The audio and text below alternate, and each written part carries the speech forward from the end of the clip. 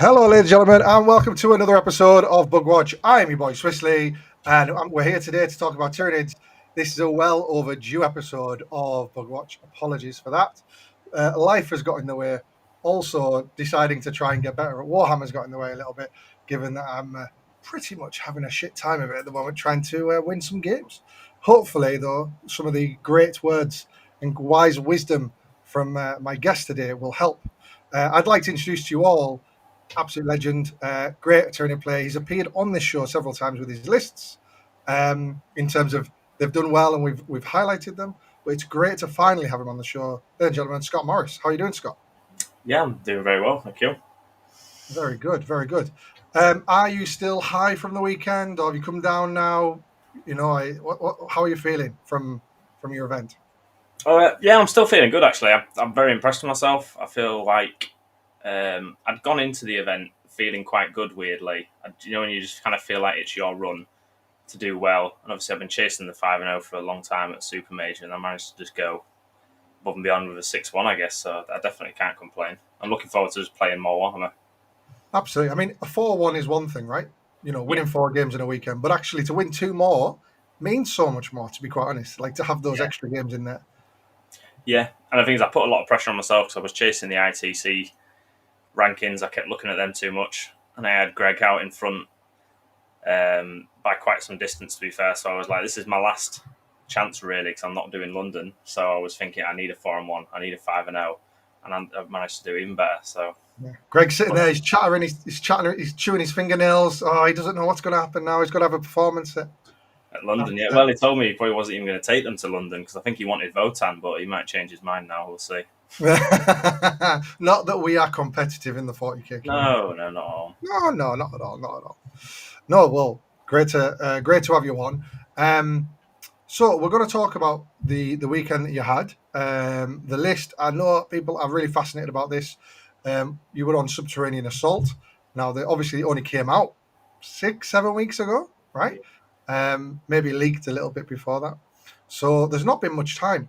You obviously chose this over Invasion Fleet. What was it that made you go Sub Assault rather than Invasion Fleet? Um, I think with Invasion, things were getting a bit stale with Invasion. I probably was about 100 games in Invasion since last Coventry when we first played. That was my first ever event with Tyranids back then. Yeah, I just want to say I'm glad I got in there early. Yeah, you did win. Yes, you did win. Um, Very lucky. It was only by that as well. yeah, so I've pretty much played Invasion flat out since then. I've been trying Vanguard for a bit just to kind of keep it interesting.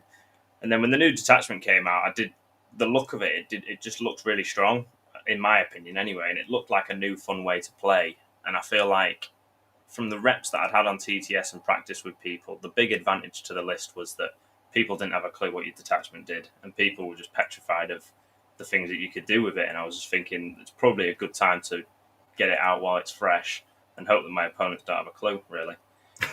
And as much as you tell them, there's only so much you can tell them because you don't fully know what you're able to do until they've moved, if that makes sense. Yeah. You can be like, I could go here, here, here. I could be anywhere on the board realistically if you don't screen it, and that's the whole thing about it.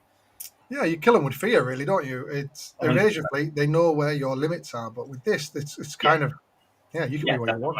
definitely. There's only so many times you can run Gene Stealers at people.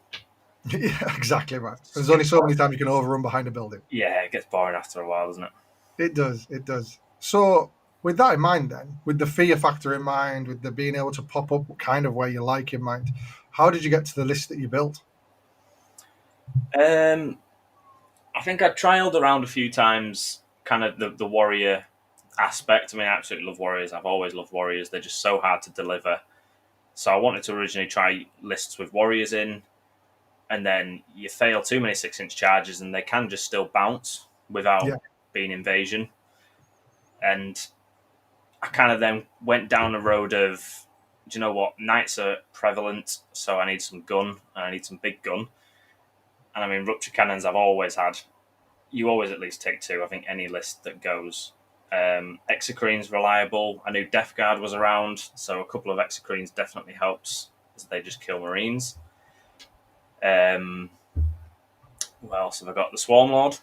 I feel like since the Hive Tyrant change, the Swarm Lord's been a lot more tastier to me.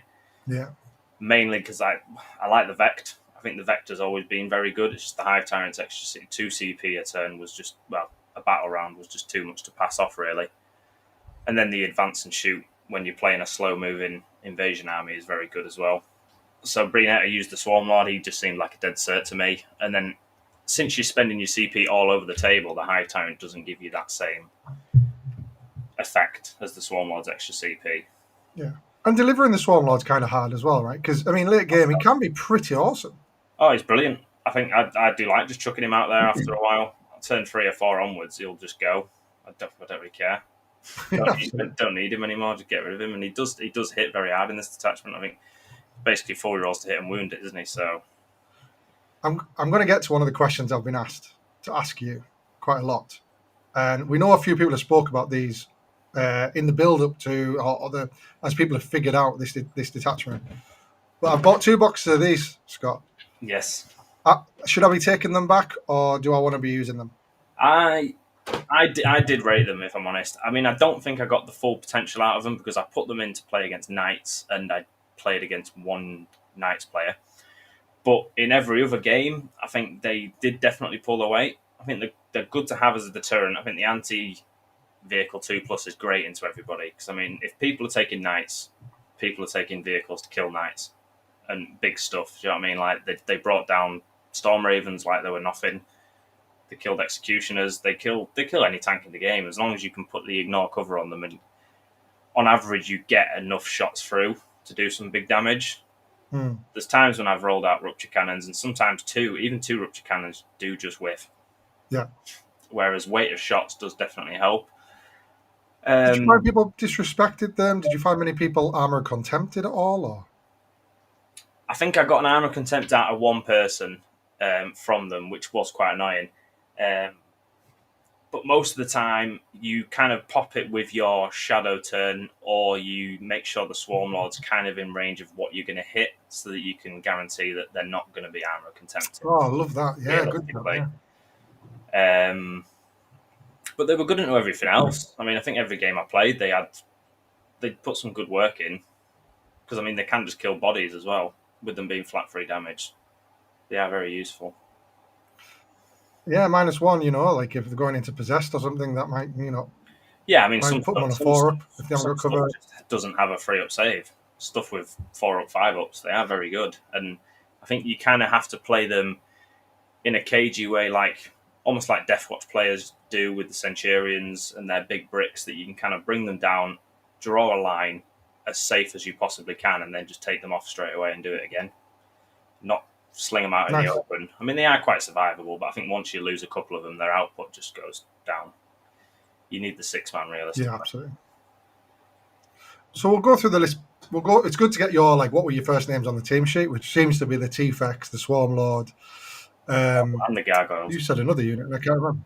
And the Gargoyles, the Gargoyles. Tell us about the Gargoyles. I think Gargoyles are unbelievable.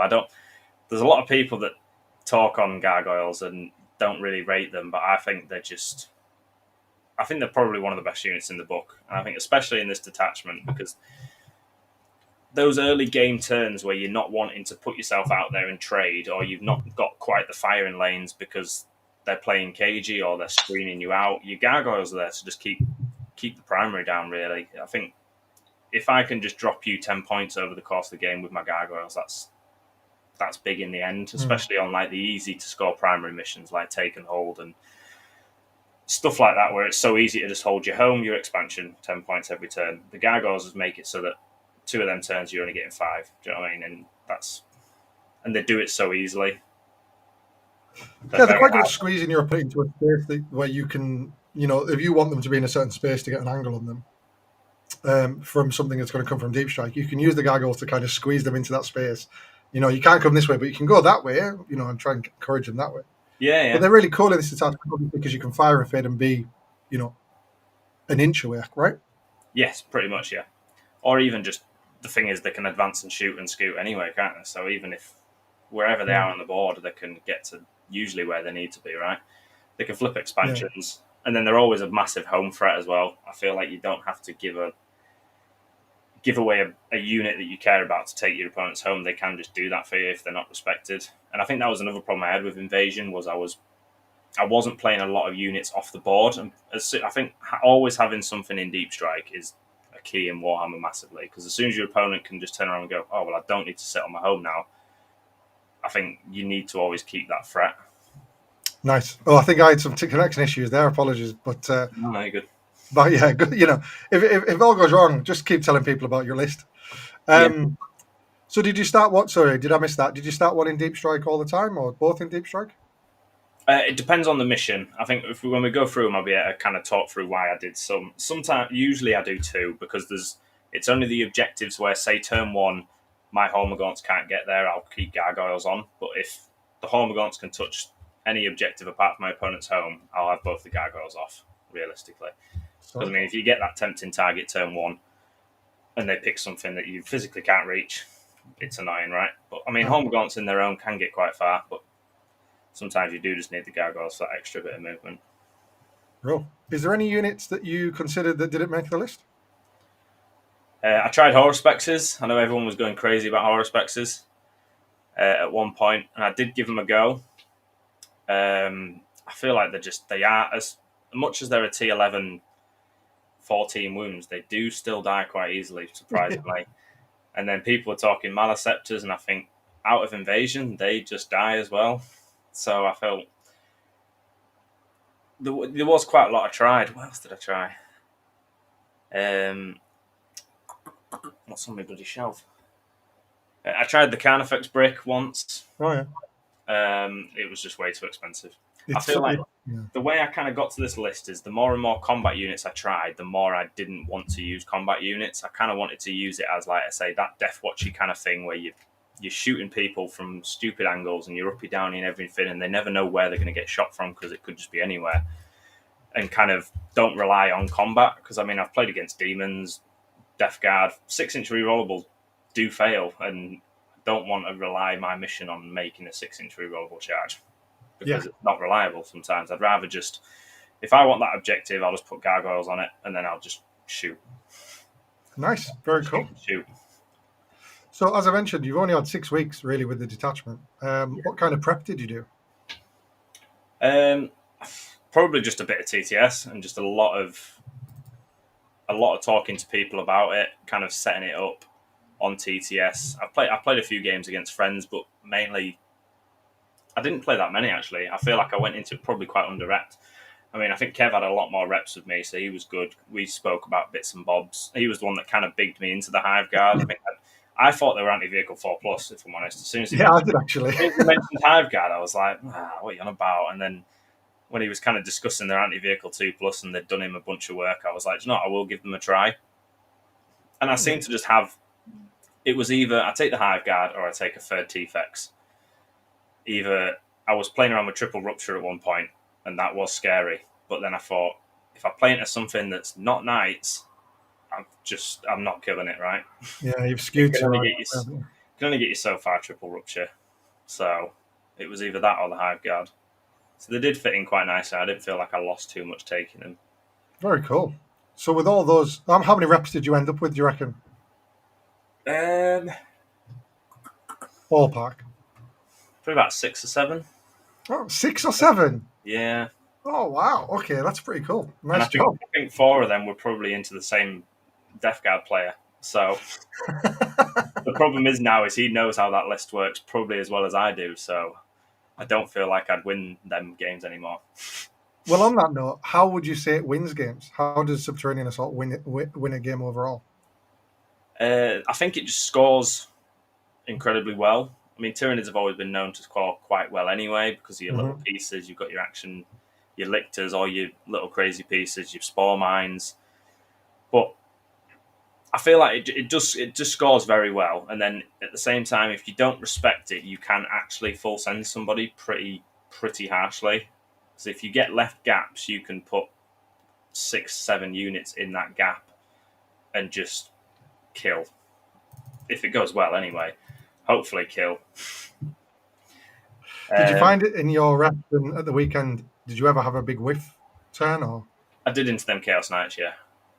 Yeah. I think it was like I think we spoke a bit earlier, but I think if that Chaos Knights player just absolutely bum rushed me with all of his big knights, I probably could have lost that game because when I did commit to them, I left one on a wound and I left one pretty low. To be fair, I completely forgot about the one that fights first, which wasn't great. And then I think I'd gone into one and didn't realise he had CP to interrupt, so I was kind of just like, great. But he didn't bother interrupting, he just minus one damage, and my Raveners just went, yeah, we're not killing this now. It got even worse. Yeah. So, yeah, I did hard whip into Chaos Knights, actually, I feel like. But I think it was just the action pieces that kept me in that game, and I was lucky enough to go second. So, would you say Chaos Knights is a bad matchup overall for it? I think 5 or 6 bigs, yes. I feel like I don't think you can tech hard enough to kill them because I think everything's too No. swingy. I think everything is just too swingy. Like rupture cannons are very good, but they're not guaranteed damage. I mean, 4 shots you could get 2 through on average, and they could pass 1. It's just all about. Sometimes you could get none through, and as much as the Hive Guard are there to increase that effectiveness into vehicles, if they full send you, you're only getting one go with them really, and then they're probably dead. Yeah. So I think it's just a game of outscoring Chaos Knights. I mean, I probably will do some more reps into them. I didn't really have anybody that plays Chaos Knights that I could rep into. Yeah. Mate, finding someone who plays Chaos Knights on TTS is a nightmare. I was at Glasshammer a couple of weeks ago, and Right? I had the worst game I've ever played. I literally went 110. I couldn't score any secondaries, and he was Wow. on my. He went first. He was on my home objective turn 1, turn 2. That's the thing. I think they just need to. I think they just need to rush. Yeah. Obviously, we'll talk about the Chaos Knight game when we get to it. Yeah, yeah. There's a bit of Well, a. is there any other good or bad matchups that you would say? Or what's a really good matchup? What's a really bad matchup? I think really bad that I had figured out is I think anything Horde. I think I played last night against Necrons with the 20 Necron Warrior Brick. Oh yeah. Just to see that, just to try that out. And I feel like if you still struggle to kill it, I mean, I think everybody struggles to kill it, right? But at the same time, that you do struggle to kill that. And I think if a Horde army just puts a bunch of bodies in front of you, you might just struggle to kill them all. You can just hold them back a little bit with your scoring, your gargoyles, putting your OC on there and stuff. But as soon as they've got like resin shenanigans and all that kind of jank, it can get a bit cagey. I didn't play any full send combat armies. That's interesting. Yeah. I'd like to see how that goes because the thing is, you can play so far back because you've got the ability to just teleport. It's probably what kept me in most of the games against all the Marine players that I played is that Calgar can stage wherever the hell he wants, but if I'm that far back, he can't advance and charge me. Yeah. I'm too far away. But then, as long as I put my tunnels up, I can just get wherever I want. Yeah, David Galar said this as well, didn't he? In his videos, he basically says you can just stand on your home objective and then take your natural expansion and sit really far back, score Yeah. your tens or whatever it is, and then just pick stuff off. You can Yeah. be where you like essentially because they're going to find it very difficult to screen the entire board. Oh, 100%. And I think you don't have to. You just got to pick your go time really, and sometimes it's slower than others. Sometimes you go early, like very early. If you find a gap, just go for it. But then other times you can just play so safely. So Nice. All right. Well, we'll have a look at some. We'll go through the list properly now. I'll just do this. Sorry for the. Should have set the screen up beforehand, but here we go. There we go. So this was the. This is kind of like the weekend on a page that we've got here. Make sure it's coming up. On mine, yeah, I think it. So we've got the list here. So we've spoke about the Swarm Lord, you spoke about the Gargoyles, you spoke about the Hive Guard. So if you take us through the other pieces, how are you feeling about a Trigon Prime? I think he's an auto include. I think I love him. I think he's absolutely mental. The things that he killed this weekend is just crazy. He just kills dreadnoughts. He is just reliable damage, I think, and the fact that he gives you an extra tunnel is great at the same time. Being able to put sustained on him if you really need is very good. Most of the games, he was an ingress threat. Because the same again, people can play quite cagey, and if somebody leaves an objective open, and it looks like I'm not going to get much primary, just ingress him on an objective and then just send him off 12 and let him do what he wants to do. Yeah, I think that was the attraction of playing two. And I think if you can just get that same roll out of the same Trigon, because the Trigon that doesn't hit on twos and the Trigon that isn't strength 11 Yes. just looks crap compared to his mate, doesn't Yeah, I it? did forget about that because I was thinking, oh, the normal one's strength 10, and then I remembered, oh no, he's actually only strength 9. This one's plus 2 strength because of his synapse. So I was a bit like, whoa. Yeah, I think because I looked at the turn 1 deep strike one as well, and I just thought it's a bit pointless. Yeah. What Really. about this? What about the hyper-adapted Raveners? They've been a bit of a mixed bag in the lists we've seen so far. Yeah, I didn't sell myself on them originally because I do think they are very expensive. I kind of Mm. took them as a flex for the knights so that I could take a 10-man. Yes. I only used it once, and that was against the Chaos Knights, and that was literally just so that I can actually punch one. Obviously, I forgot they had -1 damage, but I mean, Imperial Knights, I'd punch one of them, I think. But then after that, it was just another scoring unit, another tunnel piece. The ingress for free was nice, just to get some tunnels up and then potentially have options. Because I mean, a lot of the lists that I played against had infiltrators over the weekend, so being able to ingress them, move them 10, and then just go and deal with them was a good idea. Or it meant just I had a throwaway piece turn 1 that I didn't really care about because my normal Raveners with the uppy downy, they're the ones that just need saving. Yeah, they're what the detachment leans upon, right? Whereas, yeah, 100%. Whereas if I play against somebody that's got infiltrators, they've got scouts, they've got forward deploying units, I'd just throw them away and just go kill them, really, just to get rid of that screening point early on because of the good movement, and they do hit pretty hard. Fair. And then what do you think about the new Ravener sizes? Obviously, the Raveners were 3-mans, now 5-mans, and obviously the attack profiles have changed. How do you feel about those now versus before? Um, I think having the 3-mans was nice. They're a lot easier to get around the board, wouldn't they? If they could still do 3-mans and gave off burrower markers, they'd be unbelievable for 75 points. I think they'd be bonkers because you'd probably never really need to even put them in combat. But I mean, the new ones they actually can punch now, which is good. So I feel like an old 3-man without being an invasion. It was a lot of attacks, wasn't it? But I think having that damage 2 now. It's a a point lot, of it's a difference lot. in those mid-sized bugs, isn't it? Yeah, no, I do like the 5-mans actually because they can pull the weight. They do feel a bit expensive sometimes because sometimes they do actually go in and you're like it's only 15 attacks. I mean, the fact that they're all, I don't think out of this detachment I probably wouldn't be tempted. Whereas invasion, I used to be tempted with Raveners. Whereas I feel like now I probably wouldn't. If that makes sense. Yeah, no, I get that. I get that. Very cool, right? List looking good, man. So, anything else? You've got the self-explanatory stuff: an Exocrine, Elictor, Biovore, Hormigans. These are all things that you'd find in most lists. So, anything to add on those? Any special sauce, or is it just the usual? I think just the usual. The Hormagaunts, like I said, they kind of just play the same role as the Gargoyles, but I didn't have 20 extra points. Otherwise, I would have had 30 Gargoyles, realistically. Yeah, they're just kind of the same. Like I said, they'll start on the board because they can get to objectives easy. If I draw a cleanse turn 1, I don't really care if my Hormagaunts die for it, basically. Yeah, fair, exactly. It's just they move 10 and they can go places. And then I guess, I mean, they don't really kill anything, but they can just tag stuff up if there's not a heroic threat lying around. Nice. So I'll quickly run through the scores of your games and what you were playing against, and then we'll go into the map so that folk, especially the folk who don't know UKTC missions, can have a look at the map so we can talk through it. Yeah. So your round 1 against Wrath of the Rock, big old Hundo versus 65. Then you played into Alex Jins, a very good player. Plays Votan, he's one of the best Votan players in country, 188.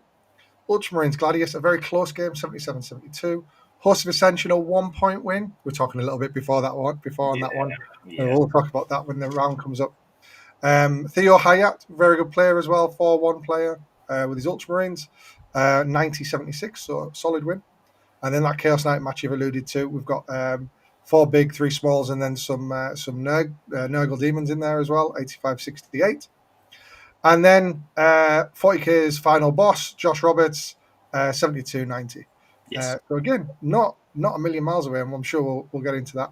And if you want to see any of these games, guys, UKTC, the tournament circuit in the UK, set up its channel for this special. Well, not especially for this event, but this was the first event to be streamed by it. Yeah. And you'll be able to go and see Scott versus Josh, the semi-final of the competition, on their stream. So go and do that. Yeah, my game against the Chaos Knights is on there as well. Oh, was it? Oh, I didn't see that Yeah, one. my game against the Chaos Knights is on there. Well, go and watch that. That'll be useful to see as well. All right, so let's look at the rounds then. So this was round one. This is Terraform, Sweeping Engagement. And I've done this badly. I should have put who you were playing. You were playing the Wrath of the Rock. Yes, I was. Yeah. How did you? What? Tell us about this game. First game of the day. Weirdly, it was a guy that I played before about a year ago on Guard. I mean, he's a brilliant chap. He was really nice. He had it was a strange Wrath of the Rock list because it was one without any Deathwing Knights. He had the Lion, which obviously could have been a pain in the ass because he can actually just run through T-Fexes if he kind of wants to. Yeah. He has that ability. And then he had 2 fight first inner circle companions. But like I say, I don't really build my list to be combat-y. And then he had a couple of scoring pieces. He had 2 infiltrators, which were a bit annoying, but he deployed one.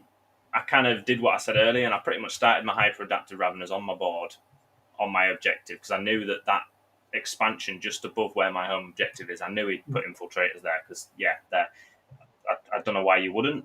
But then literally I went first, and my hyper-adaptive just went straight for them and killed them. Just got them straight out of the game. So I was like, infiltrators, no thank you. And then the other unit was on his home objective, so it leaves you a massive, even with the 12-inch deep strength now, you've got a massive area on the right-hand side of the board there that you can still operate in. Yeah, basically all the way around there. Very nice. I think it was just an asset struggle, I think. So he had Azrael with 10 Hellblasters, which is a big chunk of a unit. Yeah. And I pretty much just played the game of don't really let that activate very much. I mean, he'd uppy downied the Lion turn 1, so I had to watch out for that. But then the Lion ended up on his left-hand expansion, and he pretty much stayed there the whole game because the only other asset he had over there was a Ballistus Dreadnought that just kept failing Battle Shock. So the Lion had to stay there to hold the primary, and then I think he kind of got to the point where he was having to charge. He didn't have much shooting even. I think that's where it caught him out, obviously apart from Azrael, but he didn't really want to pop that out because of the double Execrene and the Hive Guard brick. So as soon as I put a Lictor on the middle, he had to come deal with it with his inner circle, and obviously it fought first, killed the Judicia, so I was just like, well, there we go, that's them. And then weirdly they just fall over once they've not got a character attached, right? Yeah. And obviously I know they can do the biggest worry I had was on this mission they can just sit against that wall and just use that counter offensive strat where they just charge you in your charge phase. Yeah. But I basically just made sure that was always vected, and he didn't kind of hindsight see that he would need to save his CP for that. So every time I put something on the middle, I was just like, I'm going to vect from my building to your building so that you can't then just do that counter-offensive strat and charge into me. And then the new maps are interesting, eh? What do you think of the new maps, by the by? I do actually quite like them. I think some of them are a bit open. I think that Mission 4 is absolutely wild. Yeah. But I do quite like them, if I'm honest. I think you have to... They don't feel as safe as the old ones used to be. You used to be able to put something on an expansion and then your opponent would go, well, I'm never going to be able to deal with that, so I won't even bother. Yeah. Kind of thing. And I realised that obviously playing Mission 6 and 7 because they were still the old maps. But you could just... Using them small L's as the expansion objectives, I think is really good. Because if you want to put something big on there, you're going to be able to see it straight over the top. Like Mutilate, Vortex Beast, stuff like that can't just sit in that terrain piece safely like they used to. And especially for an army that can get where it wants and get firing lines, nothing's actually safe on expansions ever anymore. Oh, very cool. All right, so that was round 1. Yes. Round 2. I'm trying to remember what you went into now. Votan. Oh, yeah, Alex Jins. So, Purge the Fort and Crucible of Battle. Another new map for the UKTC. Yes. How do you feel about this one then? What do you think about Votan? The thing is, I play Votan, so I kind of know what they do, and I get he teched his list quite heavily into knights, I feel, and obviously none of that kind of stuff works on monsters. Like Joe, his Thunderkin were basically just useless. Yeah, they're strength 5, aren't they? The anti-vehicle, right? Yeah, anti-vehicle, yeah, with a lot of shots, but I mean, they still don't kill a bug. And the thing is, with it being Purge, it was quite favourable for me because he had a lot of like five-man scoring units. I think bikes just fall over as soon as Exocrines touch them with the 4-up save. A lot of his stuff just die very easily. And I think all the big stuff that I put in front of him, he could only really kill with the Berserkers. And once they were out of the way, it was a bit more of a. It was quite a cruising game after that. I mean, he scored very well. Yeah, he did. He did. I mean, he's a good player. Yeah. I find we outranged them pretty well as well. Oh, massively, yeah. I mean, that land fortress having to be within 24 or whatever it is just bananas. Um, but it was just a weird one. I think I was happy when I got Votan on Purge because I knew that I definitely would be able to kill more all the time. But it was just a trading game. I think to kill one of mine, he'd have to use at least 2 or 3 units, and then I can just trade them straight back and play cautious. Yeah. I think I went first on this one as well. No, I went second on this one as well. So going second on Purge is also a bonus, It's pretty handy. Yeah. massively. Very cool. What would you say the biggest threat to you was? Just the Thunder King. It's probably that 10-man Berserk squad because Yeah. he had 10 Sorry, Berserk. that's what I meant to say. The Berserk. Sorry, yeah, not the Thunder King. Yeah, no, they were not a threat. Yeah, it was the 10-man Berserks, but then they kind of suffer from the Votan index where there's no advance in charge. You can kind of just go, well, you're there, so this is as far as you can get. I'll just not be there. Or if I am there, it's going to be something that you really don't want to trade Berserkers into, like Gargoyles or a Lictor. Kind of rubbish little stuff. Yeah, it's the old Death Guard problem. It's like, well, I'll just stand 16 inches away. And Yeah. Yeah, that's how it kind of felt with the Berserkers. I mean, they did connect at one point, but it was kind of, if they were connecting, I was making sure it was on my terms and I had a counter punch. I mean, the Hive Guard made absolute meal of Berserkers. really, what, shooting or? Oh, shooting, yeah, the Hive Yeah, Guard. yeah. I was going to say not in melee, right? The AP one is actually good against Berserks, weirdly. And then Yeah, very good. Sagittars, don't really like them either. No, the bikes. I didn't shoot the Land Fortress once, to be honest. Oh, good. I just let that kind of wobble around the place. I guess Votan players hate this one simple trick, right? Hive Guard with shot cannons. Very cool. Well, that was it, yeah, and I think that's what got him. Is like I say, the Thunderkin did nothing to me, whereas I did just everything to him with my version of Thunderkin, right? Yeah, and today's show is sponsored by Hive Guard. Get out and buy him now. No, very good, very good. It's great to see another unit on the battlefield because I think my downside, my negativity of this detachment was, oh great, it's invasion fleet with deep strike, right? Or it's kind of like pseudo uppy downy. Yeah, I think in a way, I kind of realised early on I was just going to run it as like a crusher list, but just with better strats. And instead of going through a wall, I can just go under it in a way. Do you know what I mean? I don't have to roll a 1 and potentially get battle shocked and really ruin my day. And the Ravenous will give you all this point scoring ability you need, and yeah that's it. And they can do it safely. I think that was the main thing, is that the Raveners were never committed until like turn 3 or 4, until I'd had enough tunnels and I didn't really need them anymore. Like I say, I'd just use the Gargoyles, the Hormagaunts to score my points, to flip the objectives. I mean, necessarily I wouldn't kill hard. Like, instead of being like an invasion player where it's like, you've got someone objective, I'm going to charge and kill it, and then overrun behind a wall. Whereas this time it's like, you can sit on that objective, I'll just flip it until I'm ready to come out and play, really. No, very cool. Very cool. All right, so then you get into round 3. So the last round of day 1, hidden, one of the new missions, hidden supplies, search and destroy, and you were into what was it? Sorry, Adam West. Oh, Adam West with his space marine, right? Yeah, Gladius. My second marine match. I think I played. Yeah, well, not your last. Not your last. I played 4 marine factions over 7 games. It's weird, isn't it? Very popular now. I played 3 Calgars. 3 Calgars. He kept coming back for more. He did, yeah. It's because I didn't let him do anything. So, was there anything special about Adam's list that kind of got you back up, or were you excited into this matchup having seen his list? What did he have? He had double executioner, which I think in Ultramarines Oath is actually pretty decent. What else did he have? God, I don't even think I remember. Calgar. Well, he had some random 3 units of Blade Guard. He had like random little MSU trading pieces. Mm-hmm. He had his Assault Intercessors with a Judicia. I don't know whether that was just because of the match that he chose to put the Judicia with them. It wasn't like the usual big 6-man brick with a Judicia Yeah. running around. I mean, obviously, he's a really good player, to be fair. He does get big Yeah. results, so it was a bit of a worrying matchup in a sense. But no, it was. Did you have a plan about how to get around Gladius?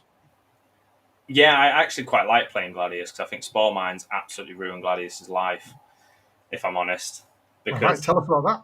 it's just the advance, isn't it? Because I mean, every player like on this mission, Calgar is always going to sit in that little bit right above the. You can see where it is now. The new Big L, Calgar's going to be there every single time.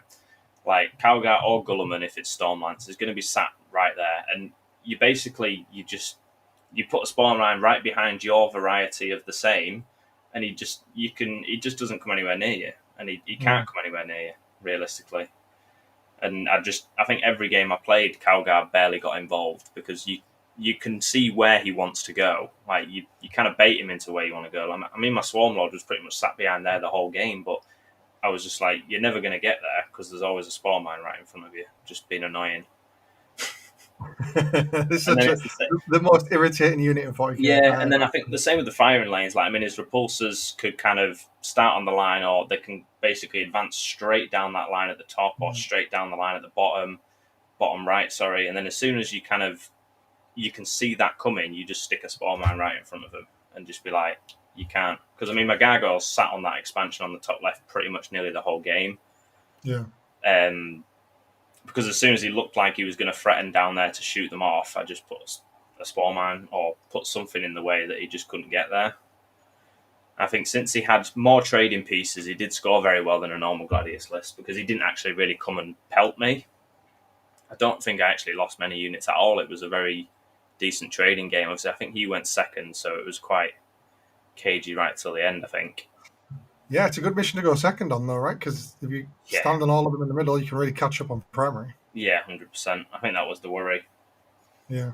But also, I think actually with hidden supplies, if you, yeah, it's a tricky one, isn't it? Because you stand on them, you stand on them turn one, and then your opponent just keeps pushing you off them. Yeah, is what I've got. Yeah. Yeah, I mean, his infiltrators went down the bottom right, which made it quite hard for my gargoyles to get involved on that expansion. But obviously, on this one, you don't hold for. Is it this one you don't hold your home hidden supplies? You don't hold your home except if you're holding more. For the hold more, yeah. So it was kind of like I was like, well, you can just have that one, and we'll just trade over the middle, really. And then it was kind of the same with the top left one. He couldn't get anywhere near it, to be honest. Not very cool. All right, so the end of day one, you're 3-0. How are you feeling? Yeah, I was feeling really good actually. I think Adam West was a good game for me to win. I mean, I've never played him before, but I know that he usually does well. I think he got best general at potentially Sheffield, so obviously 5-0, best painted army. Obviously he's a very good player. Yeah, I kind of knew the name, so it did feel good to get that win. And then I think halfway through the night I realised I had GSE in the morning, so I was a bit, oh god, and that's my run gone. So. Yeah. Were you drinking? So do you have any? Do you still drink on a night if you 3-0, or do you go to bed nice and early and get a good night rest? I still drink, but we didn't go crazy. I mean, we were staying in some horrible ass place in Beeston, so I don't even think we wanted to leave the house, to be honest. But Beeston, I used to live in Leeds. Beeston, yeah, not the best part of Leeds. No, and the thing is, I don't live far from Leeds anyway. I live actually 15 minutes from Leeds, but we were kind of it was one of the lads' birthday week, so we were all going to kind of just get together and have a few beers and a takeaway or a barbecue. So I just thought we might as well just get a B&B and we'll all just share.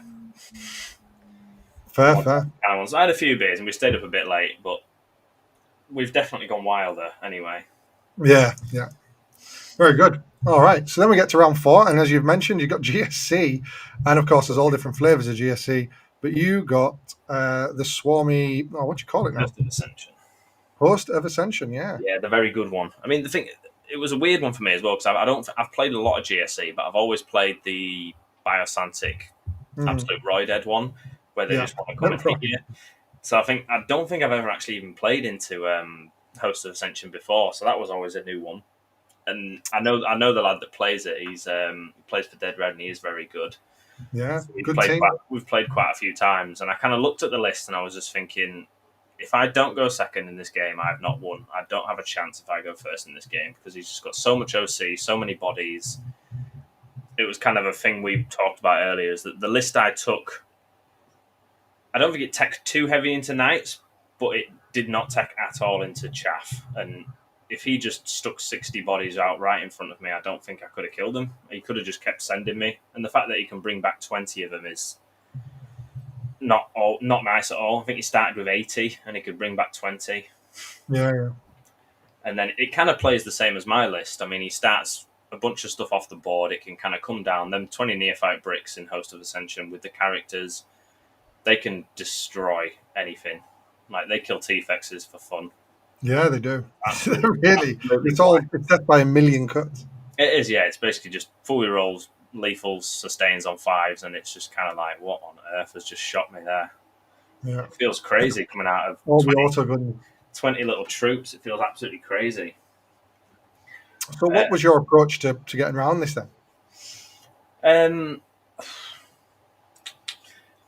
I had to play very cagey. I think with me going second, like I say, I didn't want him to kill too many of my assets early on. I just had to kill the stuff that he'd put out in front of me, or just stop it scoring the primary. It was basically just limit his primary as much as I could. But I think at the same time, he didn't want to really put anything out on the middle. I think the problem we had is, and we kind of spoke afterwards, I think he'd started too many of the neophytes off the board.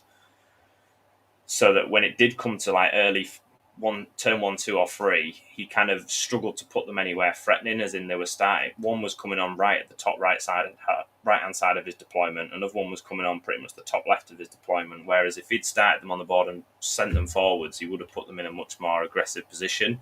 So it felt quite easy to flip him off the primaries because he only had like one smaller unit on there or 120 man, whereas he could have just put a whole load of 20 mans on all the objectives, and I definitely would not have killed him. 100%. Yeah. It would have been an awesome fight to the death. You might have gotten by turn 5, but it would have took a lot. Yeah, he would have. I mean, I barely scored any primary until the end of the game because he had the same plan. I mean, he had them units of bikes that are just quite silly now as well. So they just come and your lictor's not safe pretty much nearly anywhere. Yeah. He was kind of the same. He was knocking me off the primary, but I just had it in my head that I knew I was going second. I need to keep enough assets alive at the end of the game so that I can just score my points. And it got to the point where I think the Swarm Lord went and tagged 20 neophytes just so they couldn't move anymore and they couldn't get on an objective for me to have to then kill them last turn, because I was like, I don't have many assets killy-wise left. So Swarm Lord charged some neophytes because otherwise he would have just put them in the middle. I would have had to kill them to score the points. So I just tagged them up with the Swarm Lord and was like, cool, let's just have a dance for 2 turns. I managed to put him in a decent position so that he could vect one of the units so that when I shoot it, he couldn't take it off the board, because that is the most annoying strat in 40k, I think. Yeah, that's horrendous, that, isn't it? Yeah. That is mad. And then the Hive Guard as well, they just charged and they came on in like a decent position that I managed to shoot enough in to kill a 20 brick that then they could also charge another 20 brick. So the Swarm Lord was tagging up a 20 brick and the Hive Guard was tagging up a 20 brick. The other one was way out of the game because of how far he had to put it on the board originally because of the screening, that I just had free reign on the last turn to jump on pretty much all the primaries. I got a challenger, which actually won me the game as well, and he won't be happy if he's hearing me talking about it because it's the first time a challenger's ever done me anything. I think it's the first one. I think I had about two challenges nearly all weekend, but this one just came at the perfect time, and then it was like I drew Secure No Man's Land and Cleanse on my last turn, and I was just like, and then I had the challenger where you get a point for every objective you stood on, and I was just like, I have just exactly enough units to do this right now, and I won by a point, so I couldn't believe it. Won by a point, 77-76. Yeah, I can understand he was gutted, bless him, because it couldn't have been more of a perfect draw that turn, to be honest. But then that's kind of made me tweak and rethink about my list, I think, which I know we're going to talk about later. Was just that sheer mass of bodies was just a nightmare. Yeah, something we need to work towards. All right, nice. Well, so then we're going into the final, what would be the final round of the 5-round event. Yes. obviously go. If you win this one, you go to the next stage. So there'll be more games after this.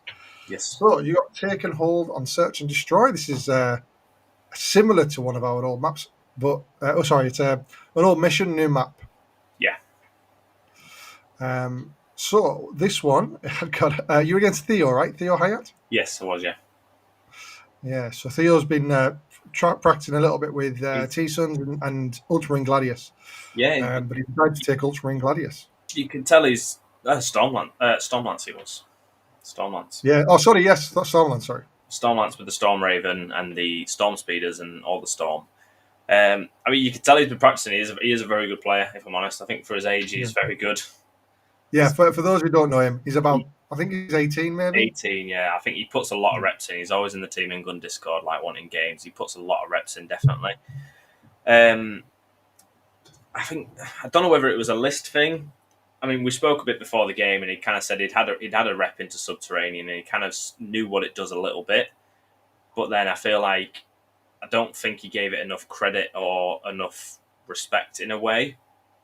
But at the same time, that kind of Stormlance list is so dense that, like, I think for the first few turns he was screening his deployment with Storm Speeders, Gulliman, all his big assets was stuck screening his deployment zone because I could just get in it straight away, anywhere.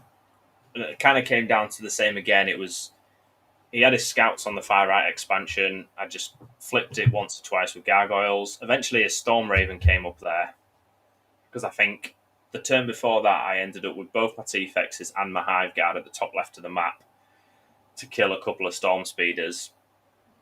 So then he'd push the Storm Raven pretty much right down to the bottom of the map to shoot into my deployment to try and kill my Swarm Lord. And I think the Swarm Lord had just survived. So then the turn after that, everything that was pretty much over there ended up on the bottom of the map. And all just took the Storm Raven straight out of the game. Yeah. What did I have done on the bottom? No, my shot cannons were in strat reserve. Sorry, my two T-Fexes were at the top of the map shooting the Storm Ravens in his deployment. And then, they basically came down to the bottom. I brought the shot cannons in from reserve and just basically brought the Storm Raven down straight away. But that was kind of the same as the Gladius I was playing before, as in Calgar and Gulliman were sat in that L right in the middle of the board, and I just had a Spore Mine sitting right at the edge of my deployment there just to be like, you just can't come into my deployment right now. And the problem is you can measure their movement away, because obviously the best way to get rid of Spore Mines is if that kind of happens, you just move within 3 and you just sacrifice and blow it up, right?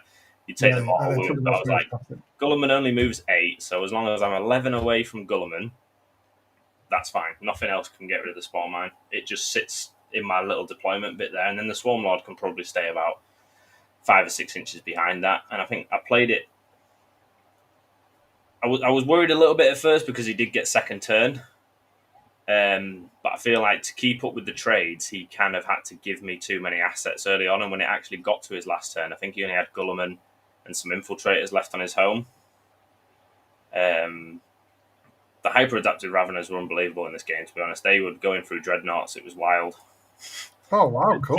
Just the 5-man. They were taking way more wounds off Dreadnoughts than they probably should have done. But with the sustained and twin link, they can hit them, can't they? So yeah, -2 damage, man. He's putting Dreadnought on coin flips. Yeah, it does work. I think just literally, cool. I like the Swarm. I think the Swarm Lord's Vex is unbelievable, and I think the fact that you can put him wherever you want. It's like I said, that Storm Raven. It's kind of you got 1 CP. You're not within 3 strat range of Gulliman. I'll just put the Swarm Lord within 12 years. So you're not going to spend the -1 to hit, -1 to wound, which is very annoying. Or the Armour of Contempt, and you can just bring it straight down. I mean, the shot cannons I think did about 12 wounds to them by themselves. That's pretty good. There is, yeah. Wow, very cool, man. Very cool. So, did you then play? Did you play another game after this on the same day? Yes. So we played 4 on day 2. 4 on day 2. Shit. Yeah. so this one's taking place around 4 o'clock. Is that right? Yes, I believe so. Yeah. Yeah. And this is your Chaos Knights matchup. Yeah. It was I can't remember his name now. Yeah, he's going to hate me for that. I've played him before as well a few times. He plays kind of down at our local. He's from the Leeds area. He usually plays Admech. But he is a very good player and he's a nice guy. He's a very nice guy to play against. I think this game went a bit if I'm honest, I feel like he was happy he'd got 5-0. You know what I mean? He was tired. He wanted to Yeah. go home, and I think we were playing this mission that he'd not practiced either, because obviously this isn't the new mission pack. So he'd not. Oh yeah, Callum Byers. There you go. Callum Byers, yeah. Sorry, Callum. Lot to think, but yeah, he'd not repped his Chaos Knights on this list, on this detachment. Ugh.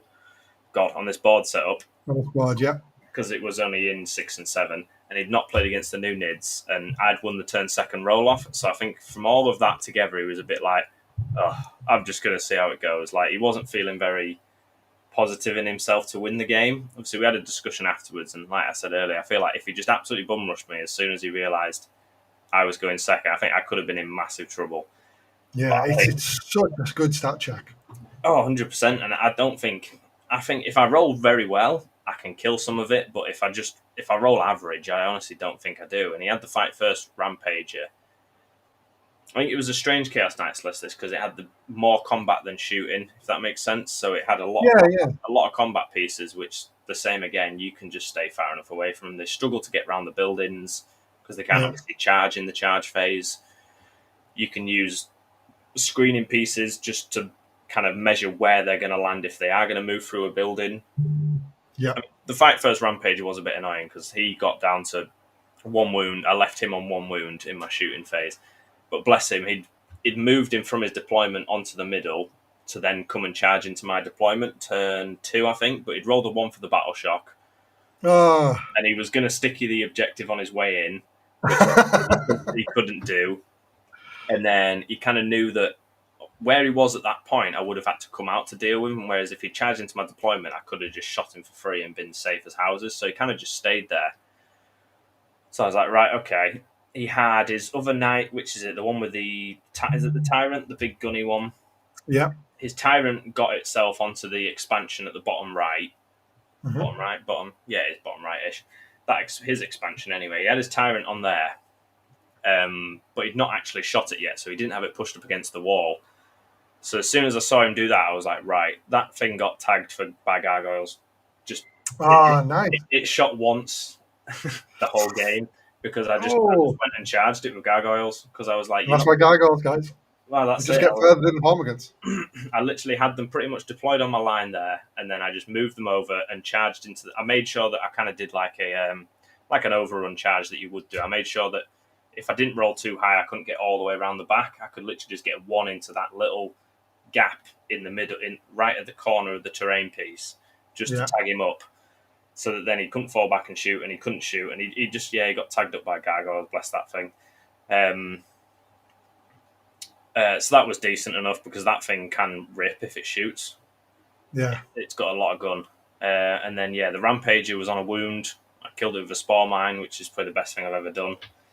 Oh man, I mean that is carried out on shoulders kind of material. That. Yeah, I mean, I had a wound left, and I was like, I don't really want to have to activate a full unit of gun into this. So I need a 4 on my advance to get the spore mine within range, and then I need to roll a 2+ to do a mortal wound. So I was like, right, I'm going to do it. I rolled a 1 on my advance, so I was like, right, I'm going to spend a CP on a spore mine, which was vected as well, so it cost me 2 CP. And I managed to roll the 4 to get within range, and then rolled the 2+ and killed it. And I was like, yeah, worth it. Definitely worth it. I mean, the sticky strat is very annoying. I think the fact that they can do that per phase is bonkers. And I mean, in that detachment, he has the everything gets +2 OC kind of thing. So as much as my gargoyles were tagging him over there, I was never out contesting the point because I feel like I just couldn't get enough on the point because of his base you need side. multiple units to take it back, don't you? Unless you're using Hormigans or gargoyles. Yeah, it was crazy. And then I think towards the end of the game, well, about turn 3 or 4, with me going second, he realised he was a bit behind and he was like, I'm just going to send now. So his other Rampager went down to the top. His carnivores came out, but then at the same time, as much as he'd stickied his home, he still had to keep something on it just because I could just go and take it realistically. And that was when I honestly thought I was going to lose the game because I made an absolute idiot play where I was like, I'm going to test this 10-man Ravener brick and I'm going to see how much damage it does. And then I charged it into his. Love this, by the way, Scott. Testing on round 6 of a GT quarterfinal. I mean, I'd rolled it out a lot of times, but I'd put 10 into the Rampager, and then I completely forgot that you can -1 damage strat. And since this game was literally the most stagnant thing ever for 3 turns, I think he was on about 8 CP at one point, and I was just like, "There's nothing Vex can do about this shit." Like he can interrupt, he can do whatever he wants. So I'd sent the Raveners in, and then I remembered he can do the -1 damage. So I was like, they're not going to kill it at all. So I was like, I'm going to have to put my Trigon in as well. And then I was sat debating, thinking, I put my Trigon in, he interrupts, and he kills one of them before they even activate. But then at the same time, he's then still tagged for the next turn. So I literally had to throw my Trigon away just to get killed for free. Because otherwise, the Raveners would have gone in, not killed it. He would have killed them in return. And then the turn after that, he would have been able to go wherever he wants. So as soon as I realised my mistake that the Raveners weren't going to kill it, I mean, I didn't even need to commit it either. I was just wanting to see if they could kill it. I could out OC him with the gargoyles I had left, or the Hormagaunts I had left, sorry, and the Trigon, but I was just like, I want to try and kill this thing. So it then just cost me a Trigon for free because it just interrupted and punched the Trigon to death. And then I just kind of threw it away for nothing because I completely forgot about the -1 damage strat. Yeah, it's a git of a strat. And then he can interrupt as well because he had 8 CP. Oh god, he had fucking CP. But I had to keep him tagged up, so I was just like, I'm gonna have to do it because otherwise he's just going to be barreling straight into my deployment after that. And it was late game, and obviously I went second, but I thought there is still a way you could have definitely won it. And then I think turn 5, I probably had the best shadow I've had in my life. I think his whole army failed shadow, apart from one knight. Everything failed. What a dream! Everything failed. Just to rub it in that he really didn't want to play that game. I don't think. I think he was happy with his 5-0 and he wanted to go home. Well, Callum, we salute you, mate. We salute you. Yeah, he was brilliant. He was brilliant. All right. Then you went into round 7. So this is like 7, 8 o'clock? Yeah, I think the round finished at about 10 past 11. So yeah, it's late. This should be round 7. I haven't changed it to 7. So this was again the same mission. No, this is take and hold, search and destroy, and this is the one you can see. You can also see this one on the UKTC as the night one as well, and you can see the deployment. It looked very, very aggressive. It was very cool. So how did this one go? Because this was your only loss of the weekend. Yeah, I think it was a strange one. I think I knew the roll off was always going to be important in this game because I felt like I had an uphill battle basically in this one. I feel like I was giving myself an uphill battle, and I think second would have actually sealed me probably a lot more points. But then I think at the same time, as much as Josh wrote the detachment and play tests, I think he underestimated the detachment as well, and he left me the biggest hole in his deployment I think I've ever seen in my life. So wait, you're playing against the guy that wrote the detachment? Yeah, I am. Yeah. I mean, I don't know how long ago he wrote it because it was one of them as well. I don't think he either didn't think I had the balls, but I think turn 2 I was just like, do you know what? It's late. I'm going to absolutely send here, and I made a couple of mistakes early on, which I think definitely didn't help. I gave away my Hormagaunts for free, which I didn't need to do for points purposes. I could have just done. I think I had assets and cleanse, and I chose to do 2 cleanses and no assets, whereas I could have just done 1 cleanse and a full asset. Well, half an assets, and I would have still got 5 points, but I wouldn't have had to put the Hormagaunts out onto an objective to cleanse because my Lictor was doing it down the bottom right, safe as houses. I could have just kept my Hormagaunts for free, and I didn't realise that until afterwards because I was like, I'll get this double cleanse and then I'll get an assets. And then I went, shit, I don't actually have another unit to do assets apart from them Hormagaunts, but they can just kind of bump up against the wall and do it. But it is what it is. And then I'd gone and the thing I find with this detachment is your movement phase is honestly the biggest headache ever.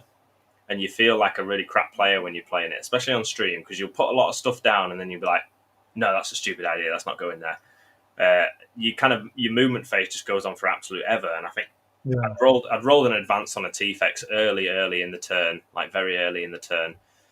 And then my movement phase must have took me about 20 minutes when I was sending and putting everything pretty much in his deployment. I think I put about 4 or 5 units in his deployment. And then at the end of the turn, the shooting phase, obviously Josh had reminded me that I had actually advanced one of the units I just put in his deployment zone for a CP, and I'm just thinking, why on earth have I just done that? Like, I had another viable option that I could have just sent and put in the deployment instead, but for some reason I sent the one that I advanced. completely forgot about it. So, I mean, that didn't really Late in the help. day, it's your fourth game, man. Well, that's the thing. It's a long day, isn't it? 7 games, and I think if that turn had gone off and I connected how I should have done, it literally would have been a Dreadnought dead, 3 Storm Speeders dead, his Combi Lieutenant dead. I would have killed a lot of his army, and then the punchback I thought I'd screened out enough that it wasn't going to be as devastating as it was, and then the punchback ended up getting caught out a bit with one of the tunnel removements and bits and bobs like that. But I mean, you can see it on stream if you want to see it on stream, which then got my T-Fex stuck in the corner.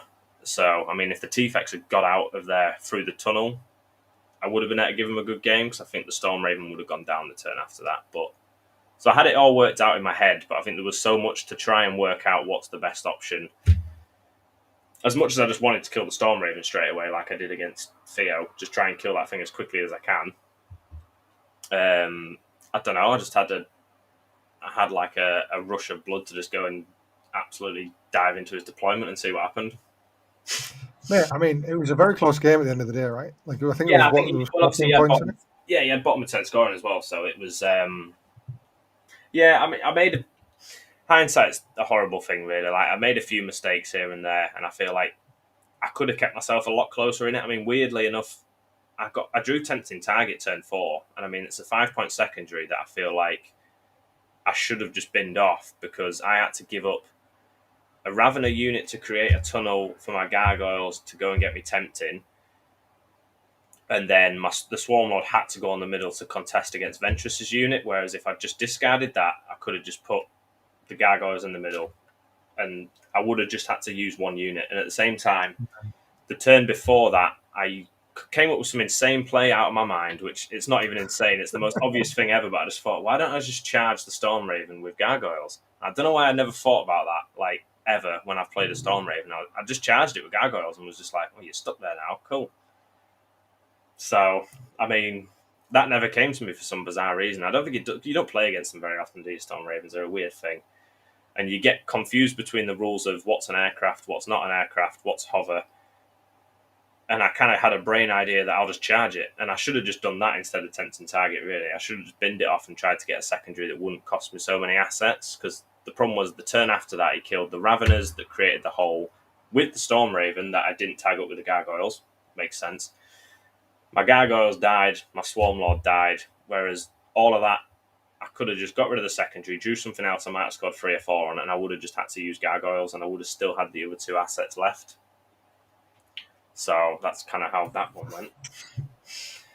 So there was definitely... Well, it's obviously you've been deliberating over this. Yeah, well, the thing is, there was definitely a path to victory there, and I think I would have rather it was just a blowout and I just lost badly, whereas I kind of gone home from it thinking that I actually could have won that game if I didn't make mistakes and I kind of deliberated over things, I guess. I think the pressure gets a bit, and Game 7, it's a bit...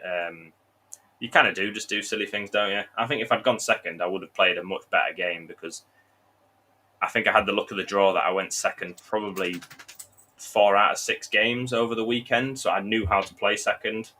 Because going second for this list, I think, is mental because you just don't give them any until you actually need to. You can just be so uninteractive, can't you? Yeah. Oh, massively. It's horrible, I think, to play against. You can just play the game of, like I say, I'm just going to flip your primary once or twice over the game.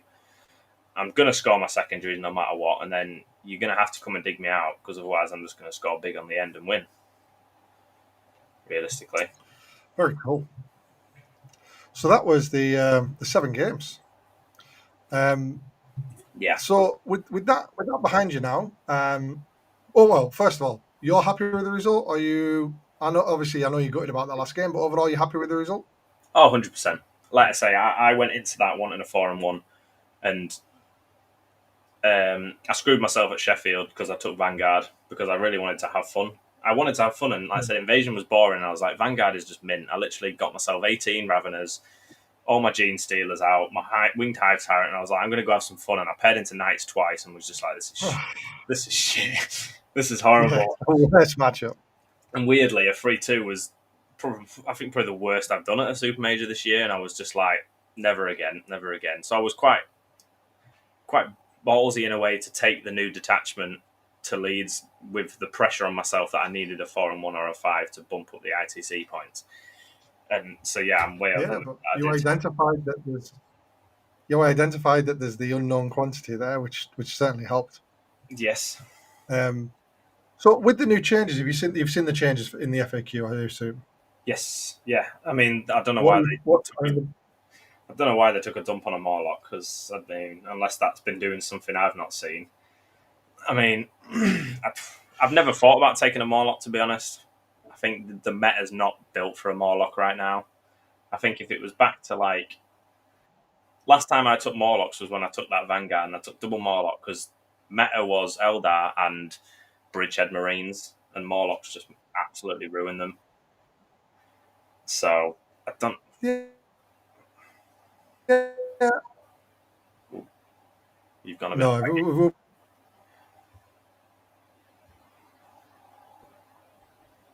Hello. yeah, absolutely. 1 minute. I can't really hear you very well. Yeah, I think I've gone a bit laggy Yeah, it's lagging a small as amount. well. Yeah, yeah. Um, hopefully, it's back It's to back-ish. normal now. Yeah, it's back-ish. It's just a bit slow.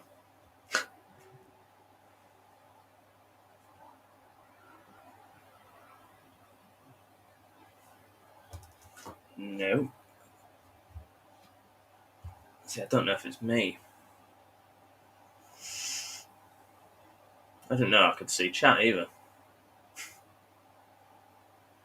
I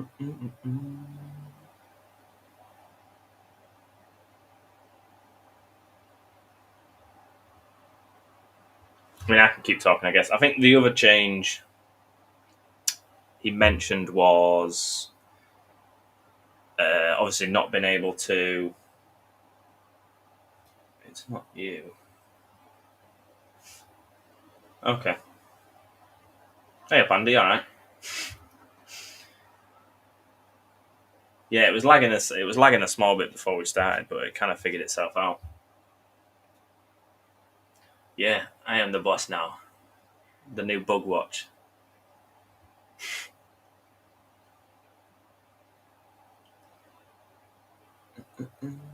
When it stays on.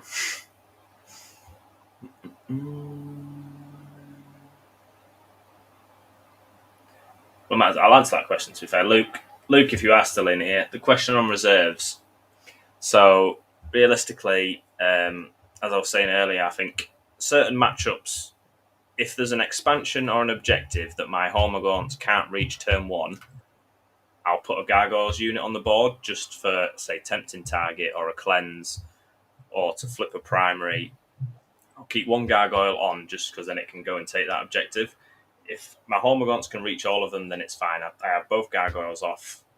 The Trigon will always be off. I think just as a rapid ingress piece, he's brilliant. Or potentially pulling him out and getting the 6-inch charge.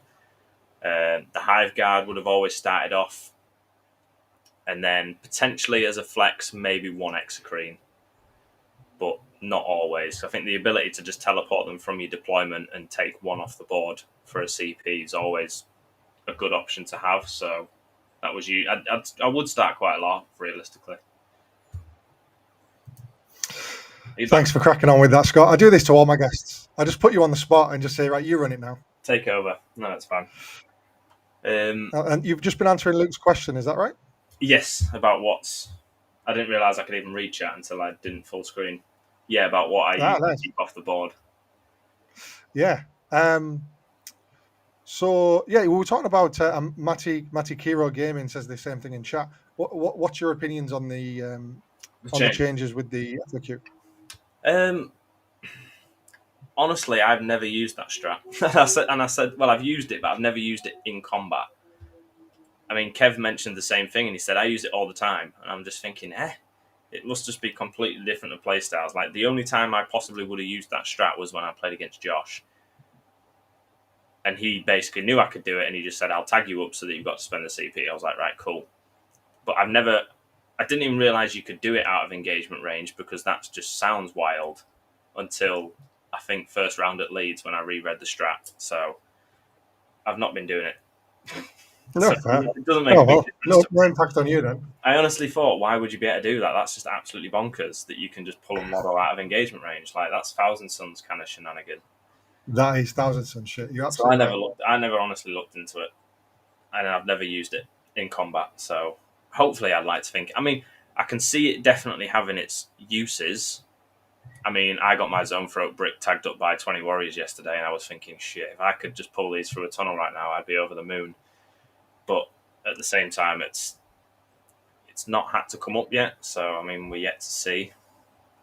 And you can still, if you've gone with a full shooting meta, like a full shooting list, pretty Yeah, much, you can still shoot in combat with the majority of your shooting threats. So yeah, yeah. it's They've not got like that you need to weird. fall back and charge. They've got that weird janky rule, haven't they? The zone throw brick.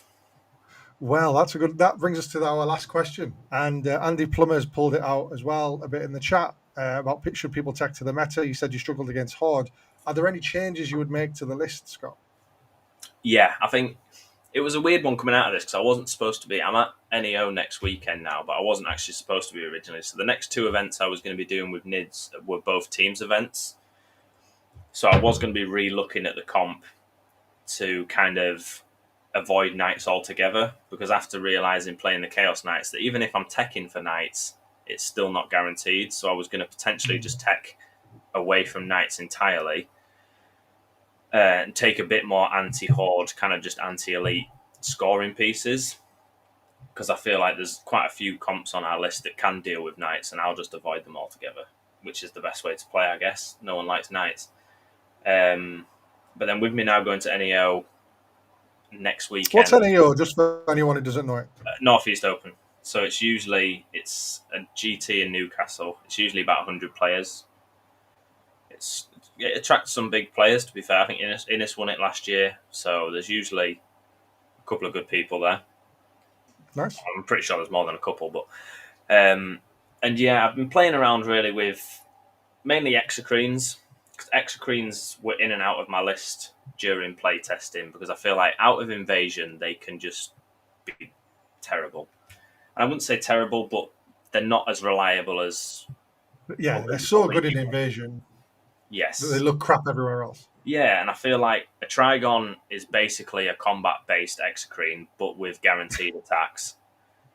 Because, I mean, your opponent's always got cover, so it's usually always AP2, and I know you can turn off cover, but you're wanting to spend that elsewhere. So it's like, I've wanted to, after the GSE match, completely, to be fair, I've been looking at taking the Zone Thrope brick again with the Neurotyrant, just for the anti-infantry, because it can absolutely clear chaff, like massively. And then it is actually an extra, considering I've said I'm not going to tech for tanks, it actually could kill tanks as well. Yeah. I think the hyper adaptives I'll drop because as much as having the flex into the 10-man was nice, it's a big old unit to move across the board, and boy, it will die when it gets shot. Yeah, 4 up armor for 160 points. I think it will get shot, and I like the idea of be able to reflect. I mean, having an extra tunnel is always nice, but originally I only put the hyper adaptives in about a day before I went to Leeds, so I always played with just 3 tunnelers. Literally, the 2 Raveners and the Trigon, that was my 3 tunnelers. So having the hyper adaptive was an extra one, but it's not one that I was repping with, so I'm kind of used to having 3. So I'm kind of stuck at a point now where I think both the exocrines are out of the list at the minute, and the hypers are out. I've obviously got the Zone Throat brick with the Neurotyrant. I was wanting the Neurotyrant, I think maybe by itself, before I looked into the Zone Throats, because I feel like you could really put pressure on Shadow with this detachment massively, especially once your Trigon goes in or when your Swarm Lord goes in. I mean, with his 9-inch synapse, he's actually usually in quite a decent place. Yeah. So, I mean, I'm going to try them a bit more. The problem I have is with having the Zone Throats and the Hive Guard in the same list, your strats, I don't know whether it's a one or other kind of situation, because I feel like one of them always wants to sustain and cover, and one of them always wants to be uppy downy. and it's like if you've got two units that both want that stratagem, one of them's going to be weaker realistically because it's not going to get its full potential out on the turn it comes down. Yeah, the zoanthropes with the blast profile will go down to AP1, which then they've got cover, and all of a sudden it's like, sorry, no, it'll go down to AP1 with cover. Yes, yeah, and it can't. I mean, if you're shooting into G Silicults, like you've still got enough, but they're not going to be then. Yeah, it is a strange one I've got at the minute. I'm wanting to try. I've put a Screamer Killer in, weirdly enough. I mean, everyone wants Screamer Killers to be good, right? It's more just for the. If this guy can potentially shoot and battle shock you, my Zoanthrope brick is going to absolutely ruin you now. So. Yeah. That's what I'm thinking. And it's at -1. You what, sorry? Yeah, at -1, exactly. The Screamer. Yeah, I think Knight's leadership's like 7, right? If you can battle shock, I think so. That +1 to wound can be nice. And then he's kind of the same. He's basically an Execrene in combat. I don't know. I'm in a weird place where I'm going to start testing a few things out, definitely. I might just end up taking the exact same list I took. But I feel like there is better potential. I just need to find it. Really. And rep the Zoanthropes more. I've not repped them enough. Well, there's loads of things for. No, and you know, to be fair, in a week, I can't believe you haven't repped a million times by now, right? Yeah. But hey, there's a lot of things for people to think about, and I think you give everyone loads to think about. I know a lot of people in the chat showing love here. Phil Waghorn probably. I hope it's tongue in cheek. Would you consider 2 Hive Guard units? No, I think that suffers from the same problem as, like I said, taking a Zoanthrope and a Hive Guard brick. I mean, if you're going to play them aggressively, I think with them being quite tanky, you could literally just chuck a Hive Guard brick 6 away, shoot at something, and then charge something and just be like, here's some Hive Guard. You're stuck with them now, because they are actually tanky as hell. More tanky than you'd expect, to be honest, because with all 3 damage around the meta, or they can tank an extra few, can't they? And they have actually got a 3-up save. T7 is nice. But I think the way I was playing them in my list was I was trying to just keep them alive as long as I could, effectively get them shooting down lanes where there's no return fire. And I know that's quite hard to do on 24 inches, but then I feel like if you've got 2 units, at the same time, I think if your opponent does commit to you quite early and screens out the board, you're having to bring them down before you want to actually use them, because it's turn 3 already and you're like, oh god, they're going to have to come down and they've not really got anything to deal with. Oh god, I've got 2 units of them that have to come down now. And I think that's just a nightmare. I mean, I know you can put them back up and down, but I think they would be good. It's just the AP one. I think if you go up into like Custodes or something like that, I mean, it's a whiff, right? And they tank with cover. 2-up armor with cover. Yeah, Vindicators, anything with a 2-up save, they're not having a great time against. As much as they did do their work over the weekend, it's more just it's reliable average damage is a weird way to put it. Because I think having... Yeah, whereas the Rupture Flexes can batter something, the Tyrant Guard, or the Hive Guard rather, they will definitely put something on there. Yeah, whereas the Rupture Cannons could just put nothing. Completely. I mean, it's averages, isn't it? Like, if you shoot something with 4-up invuln, I mean, with 2 shots, what's your average or even getting a wound through, right? Whereas the Hive Guard will put 12 on you, and they're guaranteed pretty much usually 12 hits with sustains reroll 1s, right? Wounding on 2s, there's position to spike here and there. I mean, sometimes I've done 22 wounds to Knights when I've been rolling it out, and sometimes I've done 10. It's just all cagey. Absolutely. Well, Scott, you've given us so much food for thought here. Really great show. I hope people in the chat also agree. We've run out of time, unfortunately. But I suppose you're at NEO next weekend, so maybe people can come and say hello to you there. Yeah, if they're there, definitely. I'll definitely be on Subterranean. Hopefully, or maybe we'll be talking to you about winning it next time. Oh, that'd be nice, wouldn't it? Maybe. It would be. Well, thank you very much again, Scott, and we'll say goodbye to everyone now because we're going to call it a day. Have a great time at NEO, guys. In the chat, please comment if you like this, and come and join our Discord. Scott does show up in our Discord sometimes as well, giving his opinions. So yeah, Discord's weird for me. The notifications sometimes work, sometimes they don't. So I'm not being ignorant. No, Discord's weird, man. It is so weird. But we have obviously the Discord Tyranid chat in there. We also have a tournament just about to start. List submission is Monday for the Discord tournament. So if you are interested in playing a bit of TTS, playing with new people, come and give us a shout on that. Right, guys, we'll call it a day. Have a great evening, and we will hopefully see you in a couple of weeks. All right. Cheers, guys. See you later. Bye.